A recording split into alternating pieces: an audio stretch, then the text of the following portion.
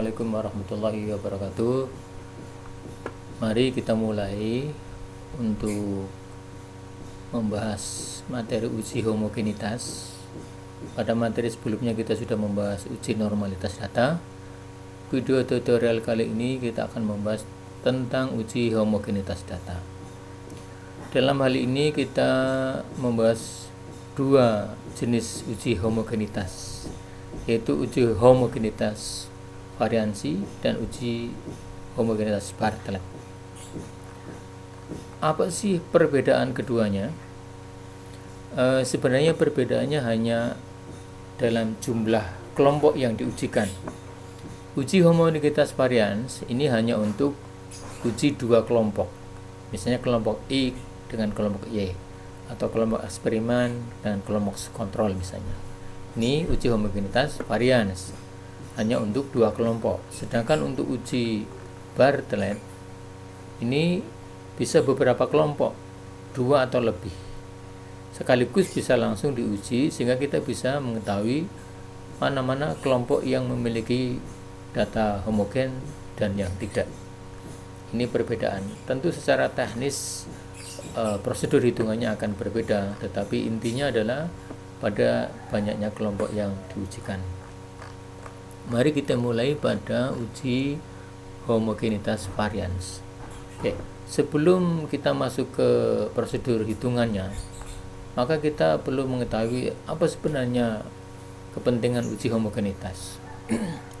Ketika kita ingin mengetahui homogenitas dari suatu kelompok, apakah sama atau tidak, misalnya kita akan melakukan eksperimen komparasi, maka kita tentu akan berangkat dari kondisi kelompok yang sama, yang homogen.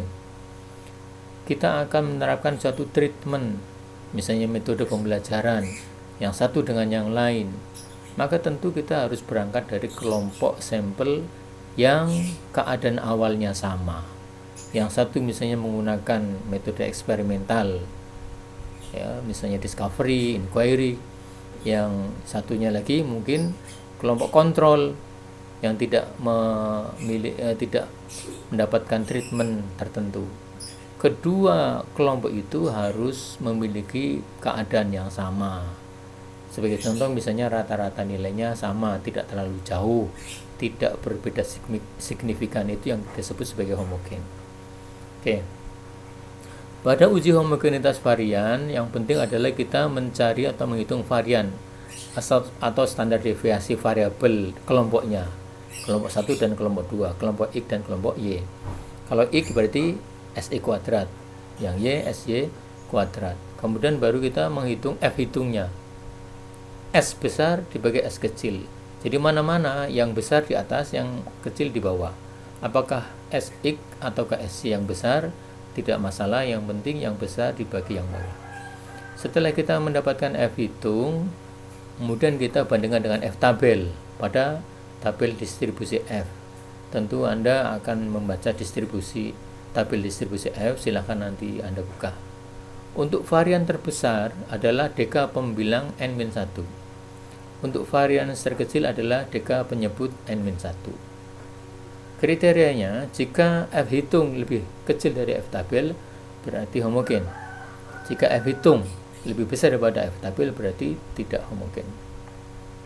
Mari kita lihat pada contoh data, hubungan antara penguasaan kosakata X dan kemampuan membaca Y misalnya.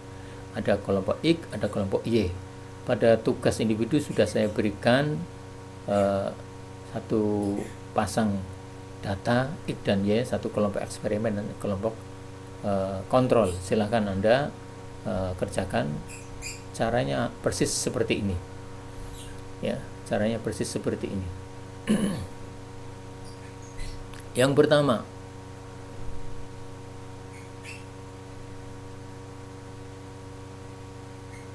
yaitu kita buat tabel seperti ini, ya, sama seperti yang kita ingin lakukan di sini.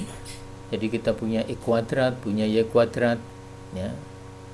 Nah, itu tabel, ini kelompok X datanya, ini data kelompok Y, yang ini adalah X kuadrat, kolom 3, yang ini adalah Y kuadrat, yang ini adalah XY. Ini jumlahnya, sum. Ini sum X, sum Y, sum X kuadrat, sum Y kuadrat, sum XY. Nah, kemudian baru dilakukan penghitungan standar deviasi untuk SI kuadrat misalnya ini, maka kita peroleh sekitar ini 20,74, kemudian SY kuadrat 7,39 standar deviasi untuk X dan Y. Dari dua ini tentu kita bisa melihat mana yang lebih besar, yaitu SX. Nah, karena itu yang SX kita taruh di bawah, di atas. F sama dengan S besar dikurangi dibagi S kecil. Ini SI kuadrat, ini SY kuadrat. Besar dibagi yang kecil, diperoleh 2,81.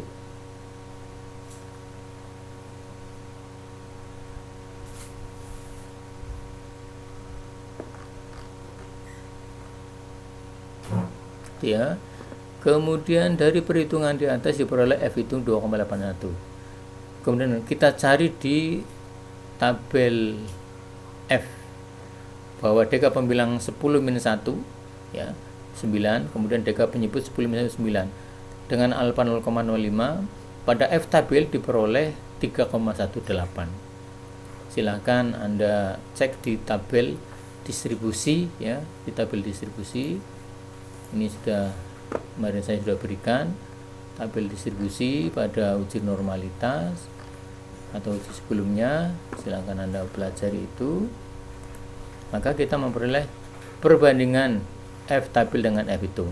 Tadi F hitungnya adalah 2,81, F tabelnya adalah 3,18. Nah, karena F hitung kurang dari F tabel, berarti data variabel X dan Y homogen. Sebagaimana kriteria tadi, jika F hitung kurang dari F tabel berarti datanya homogen. Sekian saja untuk uji homogenitas data, tutorial uji homogenitas data. Semoga semakin jelas. Assalamualaikum warahmatullahi wabarakatuh.